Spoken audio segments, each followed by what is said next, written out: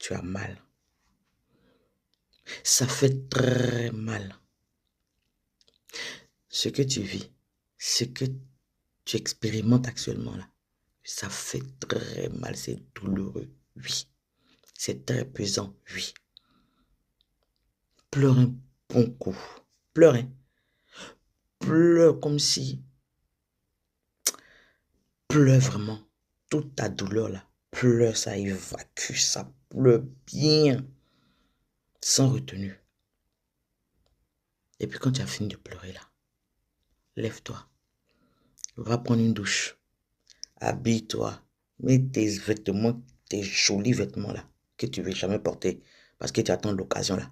Voici l'occasion. Porte-les. Fais ta plus belle coiffure. Mets ton bon parfum. Et puis sors. Va faire un tour. Va te promener. Parce que c'est pas en restant enfermé chez toi que ça va changer quelque chose à la situation. C'est pas en pleurant matin, midi, soir, quotidiennement que ça va changer quelque chose. Bien au contraire, tu vas abîmer tes yeux. Tu risques d'avoir maladie des yeux. C'est pas en étant tout le temps malheureux, triste, abattu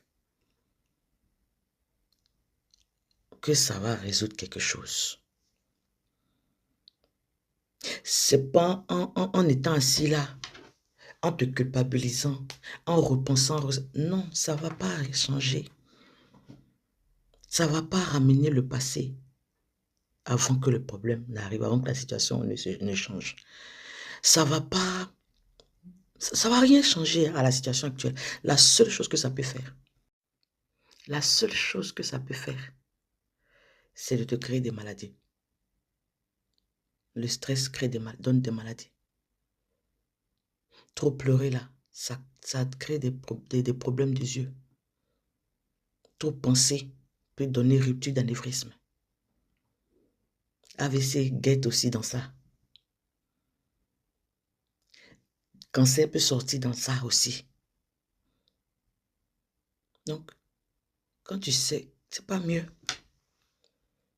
Tu vas pleurer un bon coup. Quand tu es chez toi, tu pleures bien. Et puis quand tu finis de pleurer, tu te laves, tu t'habilles, tu fais tes activités, tu sors.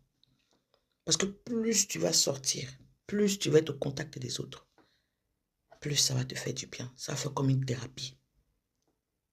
Parce que tu vas échanger avec d'autres. Et peut-être que tu vas entendre que ce que tu vis, d'autres vivent ça aussi. Ou d'autres ont des histoires à peu près similaires à la tienne. Et tu vas voir que tu